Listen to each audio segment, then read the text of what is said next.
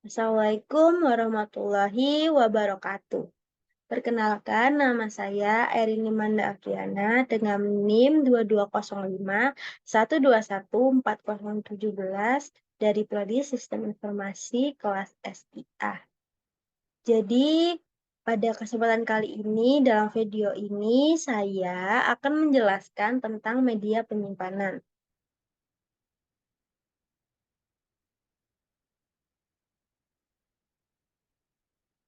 Pada pembahasan kali ini, ada 4 topik pembahasan, yaitu yang pertama adalah pengertian media penyimpanan.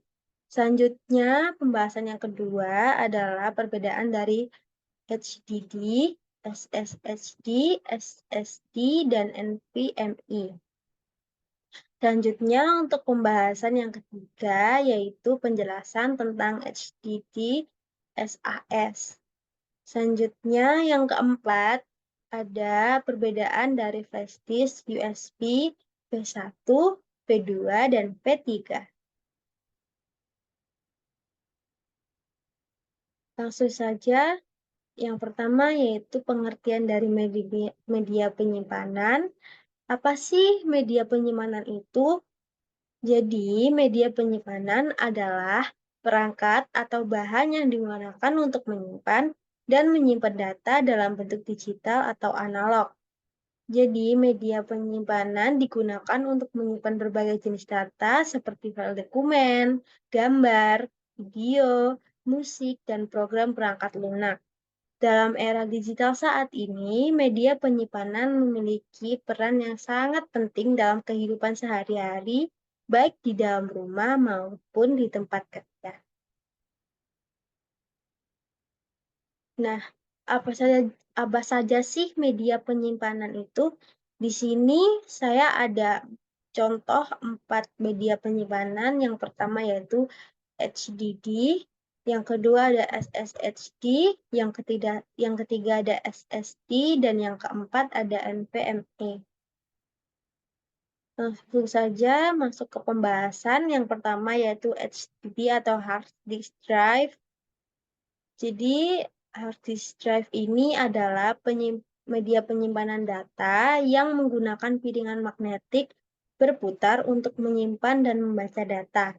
Data pada HDD disimpan secara berurutan pada piringan magnetik dengan menggunakan kepala baca tulis.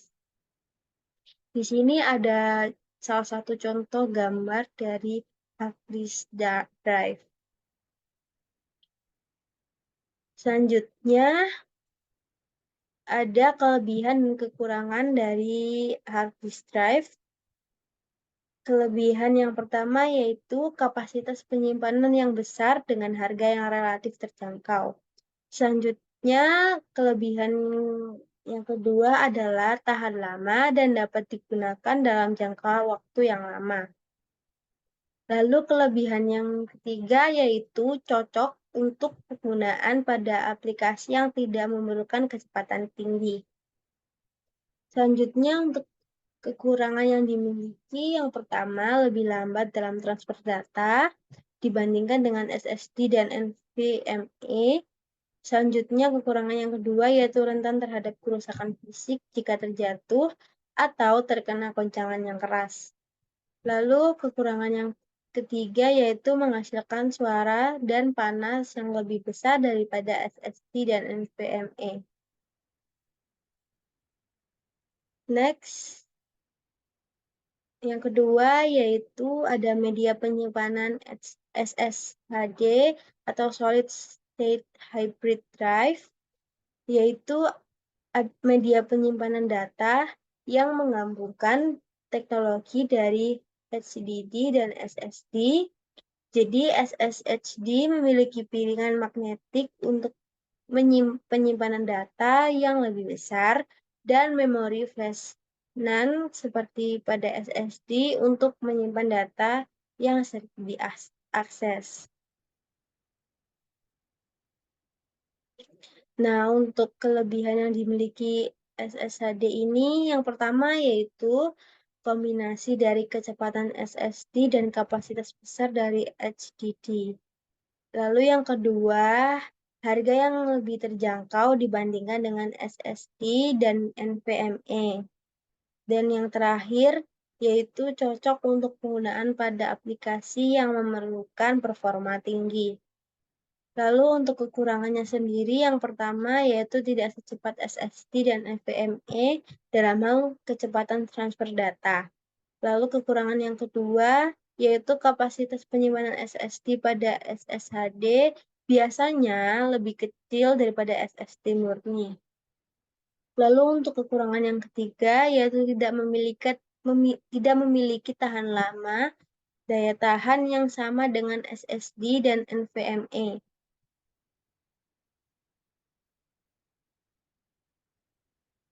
Selanjutnya, yang ketiga ada SSD atau Solid State Drive, yaitu adalah media penyimpanan data yang menggunakan memori flash NAND untuk menyimpan dan membaca data. Data pada SSD disimpan secara elektronik di chip memori flash. Selanjutnya untuk kelebihan dan kekurangannya SSD. Untuk kelebihannya, yang pertama, kecepatan transfer data yang jauh lebih cepat dibandingkan dengan HDD dan SSHD. Lalu untuk kelebihan SSD yang kedua, yaitu daya tahan yang lebih baik, lebih tahan terhadap kerusakan fisik. Lalu untuk kelebihan SSD yang ketiga, yaitu tidak menghasilkan suara dan panas. Selanjutnya, untuk kekurangan yang dimiliki SSD, yang pertama, harga yang lebih mahal dibandingkan dengan HDD dan SSHD. Lalu kekurangan yang kedua, kapasitas penyimpanan SSD yang lebih kecil dibandingkan dengan HDD pada harga yang sama. Lalu untuk kekurangan yang terakhir, terbatas pada jumlah siklus tulis ulang meskipun umumnya cukup untuk penggunaan harian. Selanjutnya yang keempat ada media penyimpanan NVMe yaitu Non-Volatile Memory Express. Jadi NVMe ini adalah teknologi penyimpanan data yang dirancang untuk mengoptimalkan kecepatan transfer data pada SSD. NVMe ini menggunakan protokol komunikasi yang lebih efisien daripada protokol yang digunakan pada SSD tradisional. Untuk kelebihannya sendiri, NVMe memiliki kecepatan transfer data yang sangat cepat, bahkan lebih cepat daripada SSD. NVMe juga memberikan performa yang sangat tinggi pada aplikasi yang memerlukan kecepatan tinggi. Lalu untuk kelebihan NVMe yang terakhir yaitu memiliki konsumsi daya yang rendah. Untuk kekurangan NVMe sendiri yaitu pertama, kompatibilitas terbatas dengan motherboard atau laptop tertentu. Lalu kekurangan yang kedua, NVMe memiliki kapasitas penyimpanan yang terbatas pada harga yang tinggi. Dan untuk kekurangan yang ketiga, NVMe penggunaan sehari-hari mungkin tidak menunjukkan perbedaan signifikan dibandingkan dengan SSD. Lalu untuk kekurangan yang terakhir, harga NVMe lebih mahal dibandingkan dengan SSD dan HDD.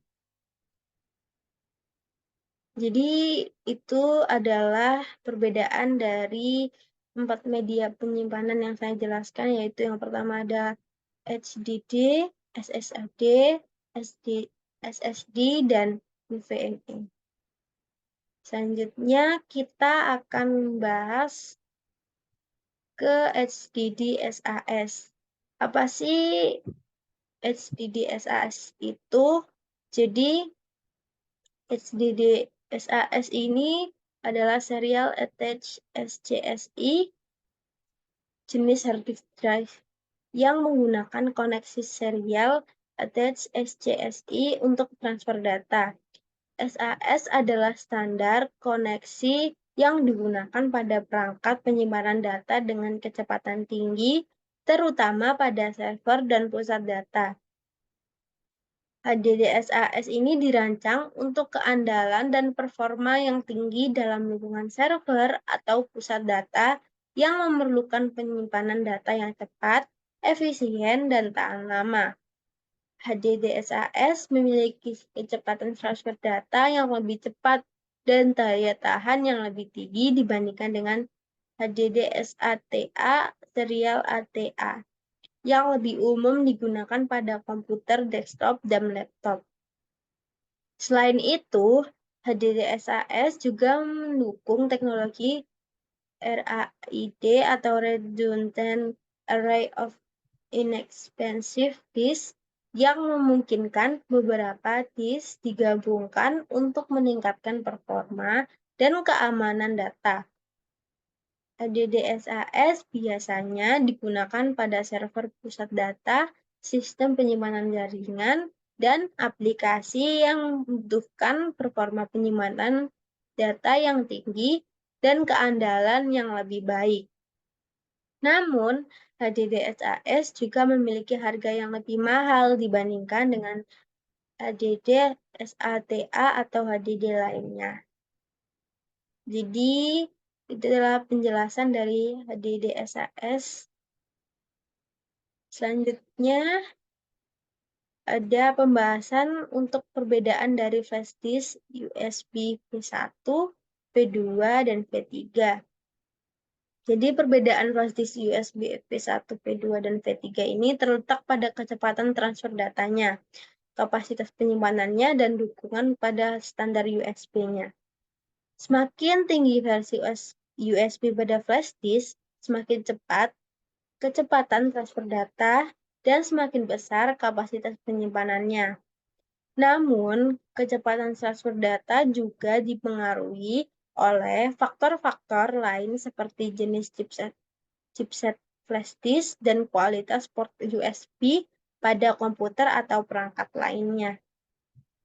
Langsung saja, yang pertama ada USB V1 1.0 atau 1.1, yaitu kecepatan transfer datanya maksimal 12 Mbps. Lalu yang kedua, kapasitas penyimpanannya terbatas dan umumnya kurang dari 1 GB. Lalu yang ketiga, sudah sangat jarang digunakan karena sudah ketinggalan zaman. Selanjutnya untuk USB 2.0 atau V2, kecepatan transfer data maksimal 480 Mbps. Selanjutnya kapasitas penyimpanannya mencapai 2 TB dan masih banyak digunakan karena sudah cukup cepat dan murah. Selanjutnya untuk USB 3.0 dan 3.1 V3, ini kecepatan transfer datanya maksimal mencapai 5 Gbps dan 10 Gbps. Kapasitas penyimpanannya mencapai 16 TB atau bahkan lebih. Lalu dapat mengirimkan daya hingga 900 mA yang cukup untuk mengisi daya perangkat seperti smartphone atau tablet. Lalu USB V3 ini mendukung fitur-fitur seperti USB on the go atau OTG dan USB Type-C. USB V3 ini lebih mahal dibandingkan dengan USB V2, namun memberikan performa dan kecepatan transfer data yang lebih tinggi. Jadi itu adalah perbedaan dari USB flash disk V1, V2, dan V3. Terdapat tingkatan dan kelebihannya masing-masing serta kekurangannya. Cukup sekian penjelasan saya pada kesempatan kali ini. Kurang lebihnya mohon maaf. Jika ada kesalahan mohon dimengerti. Wassalamualaikum warahmatullahi wabarakatuh.